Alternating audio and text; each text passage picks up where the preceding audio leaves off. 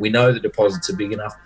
Cost of the test in the Athabasca Basin, very, very modest. And then chance of success, well, we know that the Athabasca Basin is incredibly well endowed with high-grade mineralisation, so it ticks that box. So that's how we rank and prioritise our targets globally and then locally as well. Okay, so I'm interested in what you're going to do to commercialise this, and more importantly, for your shareholders, you're going to make the money. Show them how they're going to be able to make money. So what's your answer to that? What's the plan?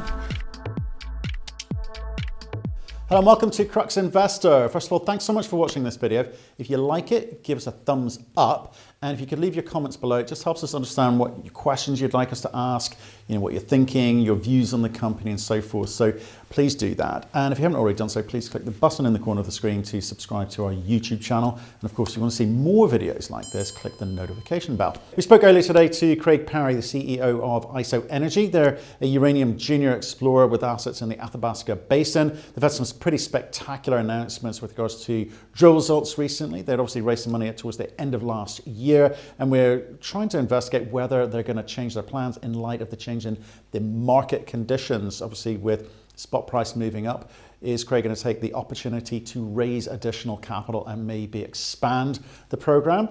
He tells us. So take a look in the description below to look at some of the topics we discuss. Anything that interests you in particular, click on the timestamp, that'll take you to that part of the video. In the meantime, let's hear what Craig had to say. Hi Craig, how are you, sir? Good, Matt. Good. How are you going? I'm fine. We've got lots to do here. It's keeping busy, doing interviewing lots of interesting people and managing my flock of animals at home. So yes, lots to do. Lots to do.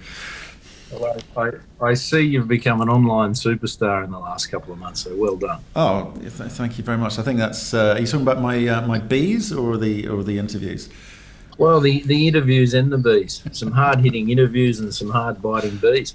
Yeah, true. There you go. Look at that. And we're going to talk about some of your turn of phrase. So I noticed one in here called a size of the prize, cost of the test, and chance of success. We are going to have to talk about that. We're going to have words. Okay. But in the meantime, let's kick off with that 1 minute overview of the business for people who perhaps have not heard of you. Yeah, absolutely. So, of course, we're a uranium exploration company, very much focused on the eastern half of the Athabasca Basin, home of the two biggest uranium mines in the world. We're a spin out of NexGen Energy. We were spun out in 2016 to focus on and follow up some of the properties that we had out in the Eastern Athabasca that were never going to get any attention within NexGen. And we've been out there building up a bigger land position in that fantastically prospective part of the world. And back 2 years ago, we announced the discovery of our Hurricane deposit. So the focus for us really for the past 18 months has been drilling out that deposit, testing some of those, the boundaries of that deposit as it stands at the moment, and also exploring a long strike from Hurricane. And that's been the focus. We listed in 2016 on the TSX. Of course, we're heavily supported by NexGen. Lee Courier, CEO of NexGen, is our chairman, and NexGen owns 52% of the company. And I think we've raised $18 million over the past 3 years to do all of that, and that's led to that Hurricane discovery. So that's really us in a nutshell. Good summary. Now, we've spoken to you a few times, so we've got a good idea of the story as it's evolving. I do want to talk about some of these press releases with the drill results. They're really good results, and we will get onto that. I also want to get from you today, the big thing I want from you today is to be able to help people understand where you are positioning this company amongst all the other uranium players, because we see lots of different scales of projects. I want to know where you fit in. But right now, let's kick off with talking about the marketplace. I mean, it's a good time to be in gold and it's a good time to be in uranium. Now, not for all the wrong reasons, obviously. No one wants COVID-19 to go on much longer, but No. You guys have seen a huge set of catalysts over the past few weeks, obviously with Cigar Lake, KazAtomProm closing down, Namibia shutting down. I think Australia seems to be pottering along. What's your take on the market conditions and what it's going to mean for people like you? Yeah, absolutely. Well, look, it's sort of hard we shouldn't dance around the fact that this is a terrible time for humanity, and but of course it's an ill wind that brings no good. And in our particular case, what we're seeing is exposed is the very challenged nature of the uranium supply side. So, there's about 441 nuclear reactors operating around the world. So good, strong demand and diversified demand there. And then on the supply side, there are 12 uranium mines that supply over 80% of the world's uranium fuel, nuclear fuel. So if one of those mines goes down, particularly one of the big ones, then we see some real challenges exposed. Of course, what we've seen here with KazAtomProm, world's biggest producer, and Cameco closing their last operating mine, Cigar Lake. You've seen 60% of global production removed from the market in one fell swoop. And of course, what we've seen in the past couple of weeks is just the announcement of those closures has been enough to drive the uranium market into a serious bull market. We've seen the price rise from $23.50 a pound to $32 a pound today. So that's up a little bit over 30% simply on the announcement. That's before any of that product's been removed from the market. I think that product is disappearing from the market this week. So I think the setup's a really, really interesting time. We could see uranium price really spike, and then it'll come down to what happens with the utilities, how they respond. We've heard that KazAtomProm have told the traders, those guys that sort of operate in that carry trade market, there's no product available for them anymore. So they're starting to not panic, I suppose, but really get concerned that they're not going to get product to keep their business going. But when the utilities, when those complacent customers, particularly down in the US, start to see that there's no product, and of course these guys have been very well supplied. They've been open about this. The guys like Mike Alkin at Sachem Cove have been very eloquent on this topic. There's been enough product in that spot market for them for the past 3 or 4 years that they haven't had to go beyond that and think too hard about where their supply is going to come from. Well, all of a sudden that's been turned on its head, and it's sort of too late for them. So I think we've got to find out where we stand in terms of fungible, tradable, accessible stockpiles. We suspect there isn't much out there because the utilities don't have big stockpiles and the producers don't have big stockpiles. So where are these things? But we'll know that in the next couple of months as the product disappears from the market. But, I think there's every chance. Now, in all likelihood, I think we'll see stronger prices as the product disappears from the market and those utilities come back into the market looking for that spot product. But what happens in 3 or 4 months' time when they find that there isn't much out there at all? Do they start to panic? Do we see a 2006, 2007 type scenario where the uranium price goes from $30 all the way up to $150? I wouldn't bet on it, but the risks in the whole market here are to the upside for the uranium price. So it's terrible time globally, but for the uranium sector, it could not be more bullish. It's going to be a fascinating 2020. Well, yeah, it definitely is. We spoke to John Borshoff yesterday. He's obviously got a very different business model from a lot of the junior explorers because he's reliant on his M&A strategy working. And I guess one would argue, and I think he was, sensible enough to admit that he's going to talk his playbook. But his view was that the price of uranium would get up to 35, hang around there for a while, and then drop back again. Because we don't actually know what the utilities are going to be doing. They might be feeling nervous, but are you seeing or are you hearing anything over and above?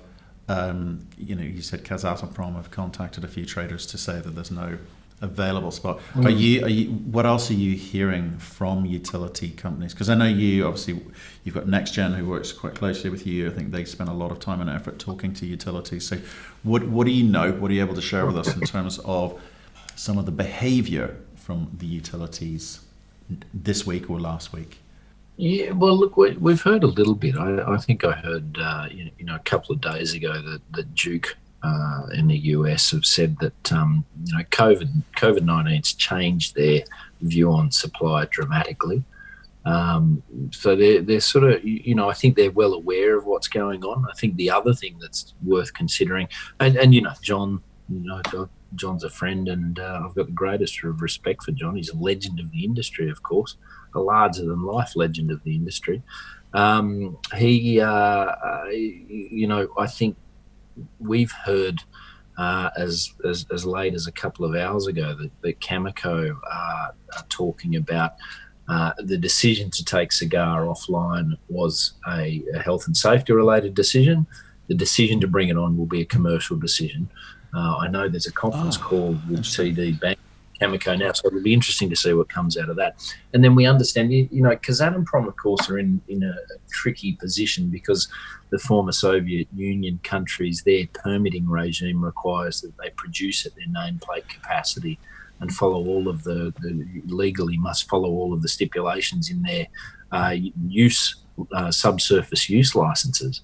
And in their particular case, they haven't been able to cut production to the extent that they want. And we understand that there's some sort of agreement with their government that they can now use this period to really cut back their production. And of course, they've taken, they do supply 40% of the world's uranium. And they've taken all of that offline in one go, and it's offline for at least 3 months. So I hear what John's saying. I suspect that we'll see prices go much higher than that. And what we do know is that those, particularly Cameco, have been very open about saying they need to see $50 plus uranium before they'll start writing long-term contracts. So I think that's where we go. Well, let me come back to something you said earlier. So you said Cameco took Cigar Lake offline for healthy and safe reasons, health and safety reasons. They will not put it back on, or they'll only put it back on for commercial reasons. What do you think they meant by that? Do you think that means they will be looking for the market to find the right price, or do you think it's going to mean something else entirely? I mean, what should I read into that statement by them? Yeah, look, and this is all sort of. In which case, to me, that's kind of price fixing at the moment. It's kind of price fixing it, isn't it? In a way, holding the market to ransom. It's not, because of course we do know that their all-in sustaining cost is considerably north of the price at the moment, and they've been very clear to tell the market that they're not going to write any long-term contracts for unless they make profit on their what they consider tier one assets, which is absolutely fair enough. And I think our suspicion is that they've been losing money on that production. Of course, a good chunk of their business has become buying product in the spot market for $25 a pound and selling it into the few long-term contracts that they've got left at $40 to $43 a pound. So that's been a good trade for them. But I suspect that, they really need to see certainly north of 45, but I think we've heard $50 a pound. They're not going to write long-term contracts until they get to that price. So it's not market manipulation in any way. It's just simply putting your production on hold until you get a price that's sustainable for your business. And I think, we all know that the production around the world, we've seen plenty of those cost curves. There's no great cost curve in our sector because we, for whatever reason, we still don't quote all-in sustaining costs, but we know that, the costs of production in our sectors are considerably higher on average than the spot price has been for the past couple of years. So everyone's got to see a much higher price. And, this period of time is simply a readjustment back to more of a sustainable price. So both KazAtomProm and Cameco are going to take the opportunity to withhold production into the marketplace until the market finds a price at which they deem they can get back into the market. But that's going to be at a much lower rate than most companies are going to be able to consider getting into production. We've talked to the US producers. They're talking 55, 60, higher, right? So again, it could have the optics of the two large players, 60% of the market, controlling price to suit their needs, but it's not going to do much for the people who kind of, the tier 2, tier 3. Oh, look, well, it'll come down to the question of how much product's out in these stockpiles, and I think if that's worked through, or if it's not non-existent, then we should see the uranium price roar through that incentive price beyond sort of $60 and beyond pretty quickly. I think my answer to that, without sort of disparaging any of our competition, is this is why you need to be in the Athabasca Basin. You look at NexGen, Arrow's operating costs, and they're sub $14 a pound. So the incentive price for Arrow to come on stream is somewhere below $20 a pound. So that project will be built at some point in the next few years.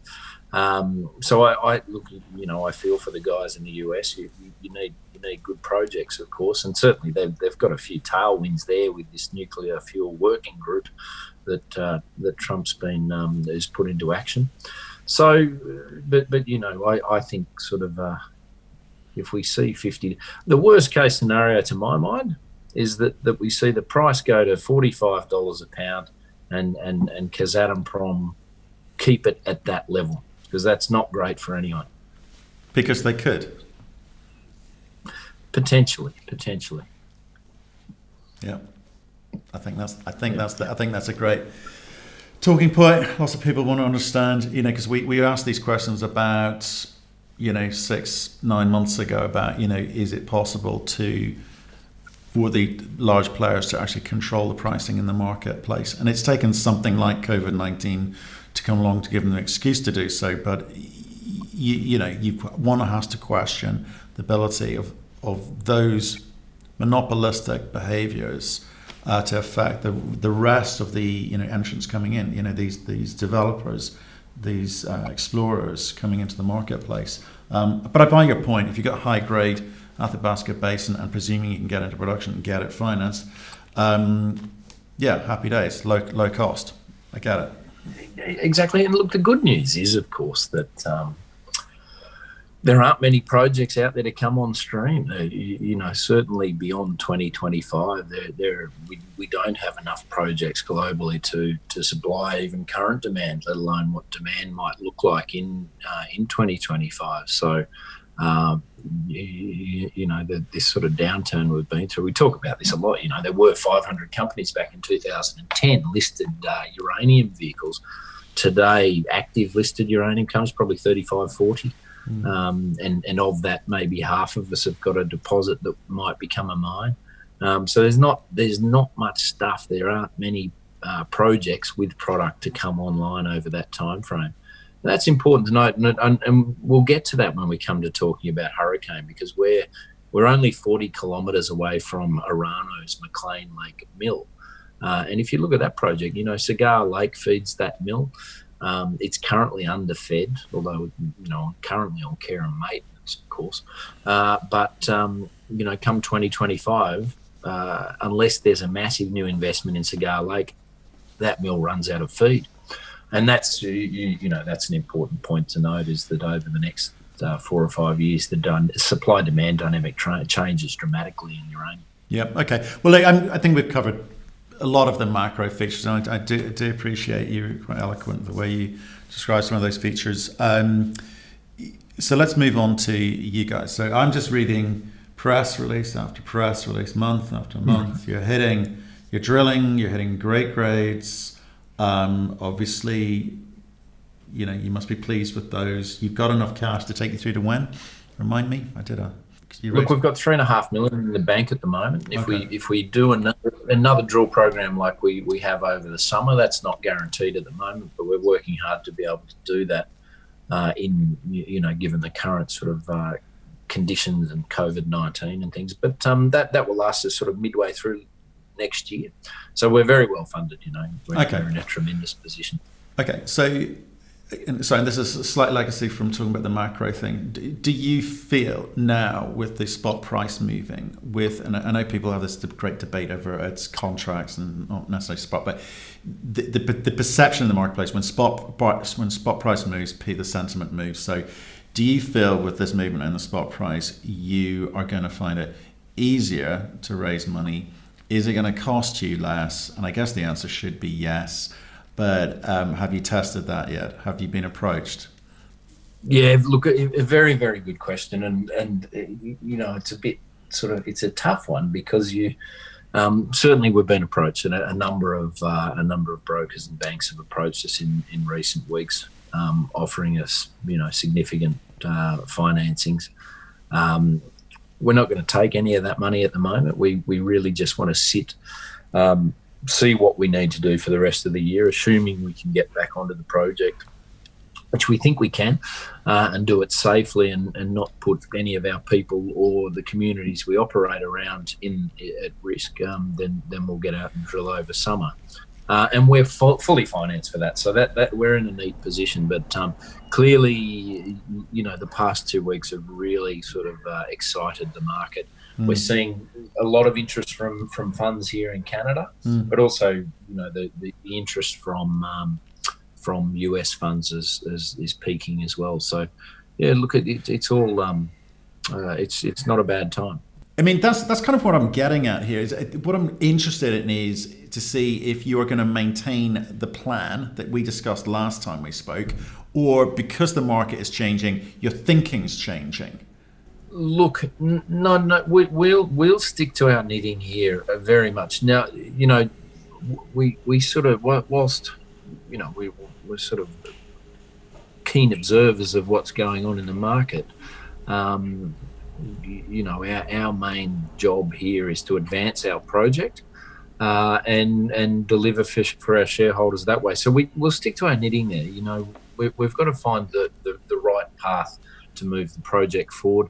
I think, ideally come summer, we'll have an enlarged, essentially a resource delineation drilling program that we'll be working on, albeit we've still got a lot of exploration work to do there because we haven't found the boundaries of the deposit as it stands yet. So we've got to do that, and we've got some fantastic exploration targets. Some of our exploration drilling out to the east of the deposit over the winter, hit some very interesting elevated radioactivity and alteration. So our chances of discovery out there are very, very good as well. And if you want to touch on that question of size of the price, cost of the test, and chance of success, I do. Not a bad time to do it. But yeah, no, go on. Let's say the size of the prize, the cost of the test, and the chance of success. What are you talking about? Look, it's one of my favourite catchphrases that your viewers may not know this, but I spent 8.5 years with Rio Tinto exploration in various different roles around the world. And there was the head of exploration when I joined Rio was a gentleman called David Klingner. And he really transformed the exploration business at Rio Tinto, made it much more sort of business focused, commercially focused, with still a massive, very strong technical overprint. But he reduced budgets and transformed that business such that, and people perhaps don't realise this, but NexGen has consistently discovered a tier one asset every year for the past 20 years. And they're things that people don't know about. People think that that juniors discover more deposits than the majors. Well, it's not entirely true. Rio's been very successful. And part of his thesis, or what he drummed into us, was that you must focus on the size of the prize, cost of the test, and chance of success when it comes to looking at ranking and prioritising and reviewing exploration projects. So size of the prize, if you're going to look for world-class deposits, or what you should be looking for are world-class deposits, tier one type projects, because big ones, small ones at the end of the day take as much time and effort as big ones and don't give you the return. So you've got to go after projects that are big. And that's one of the reasons that Rio got out of gold. Gold, very hard to find a project of material size in the gold space. It's got to be more than 10 million ounces, and there aren't many of those out there. So size of the price, cost of the test, it's got to be worth you doing the work to go and test those targets and having access. This is why the Athabasca Basin, as an example, is a fantastic place, particularly the Eastern Athabasca where we are. We don't want to be drilling kilometre deep holes.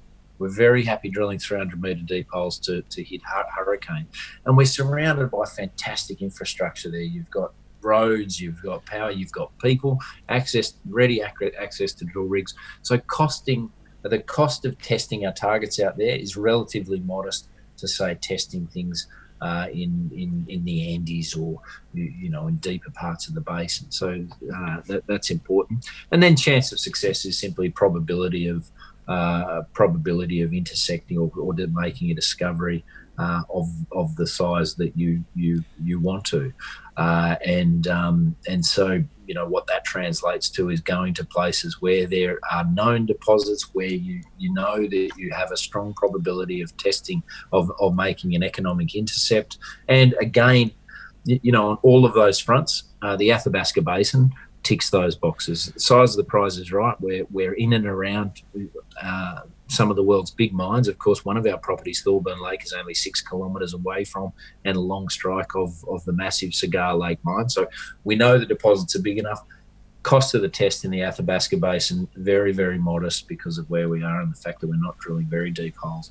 And then chance of success, well, we know that the Athabasca Basin is incredibly well endowed with high-grade mineralisation, so it ticks that box. So that's how we rank and prioritise our targets globally and then locally as well. Okay, that's all lovely, but there are lots of companies who have found good assets and they're sitting, they would tick all those boxes, who I don't know today if they're going to be able to get financed, and if they are, how expensive that financing is going to be. So I'm going to look at, and so what I want to get to here, and I said it right at the beginning, is what are you going to do to be able to get into production or slot into the marketplace? So if you're sitting with $1 billion plus capex requirement, there's very few ways to go about getting that, okay? But if you're going to need a couple of $100 million, you've got a lot more options available to you. So I'm interested in what your plan is. I know your exploration, it's early days, okay? You've got a lot more to do, but at some point you stop drilling, you go, we've got enough now to get this thing going, okay? We've got a big enough resource to get this thing financed and get the thing going. Or do you just keep drilling and drilling and drilling? In the end, you've got yourself a $1 billion capex program to try and finance. Where do you fit in the marketplace if that is the case? What does your infrastructure need to look like? So I'm interested in what you're going to do to commercialize this. And more importantly, for your shareholders, you're going to make the money. Show them how they're going to be able to make money. So what's your answer to that? What's the plan? Well, if we've got a deposit that's big enough that we can just keep drilling it out, well, that's a wonderful problem to have, of course. And Lee Courier there, our chairman and CEO of NexGen, has had that challenge.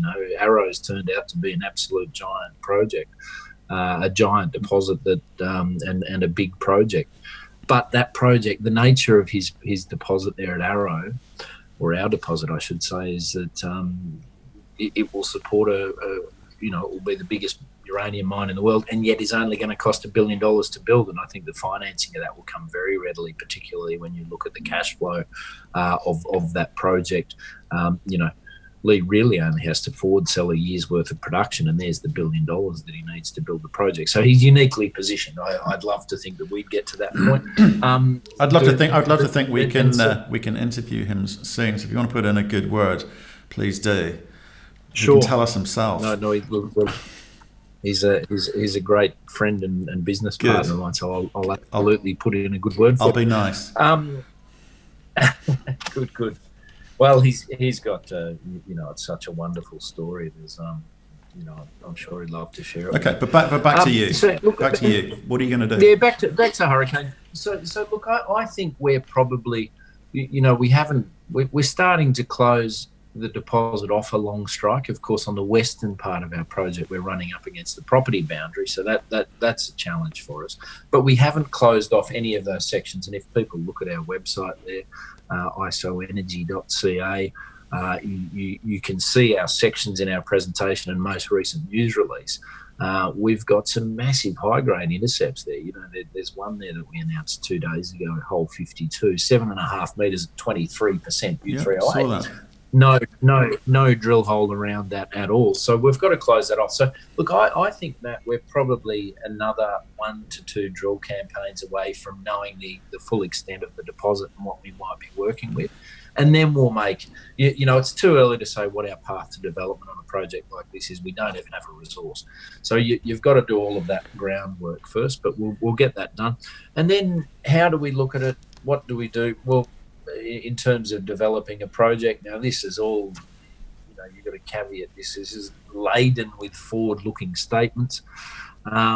But there are a couple of fundamental things that we're looking at. Firstly, we're not under a body of water. We're relatively shallow. We're very close to roads, power, grid power, and great infrastructure for mining. Crucially, we're only 40 kilometres away from Orano's McLean Lake mill. And so you can make some assumptions about what we would try to do if we came to developing this project around toll milling and those sorts of approaches. And certainly we know that mill, it's a 24 million pound per annum production capacity that they have there. They are producing, 3 weeks ago they were producing 18 million pounds per annum. That was their run rate. Today, of course, it's shut down and they're not producing anything. And then, come 2025, depending on what happens with Cigar Lake, that mill could be out of feed almost completely. So we're uniquely positioned to provide product there.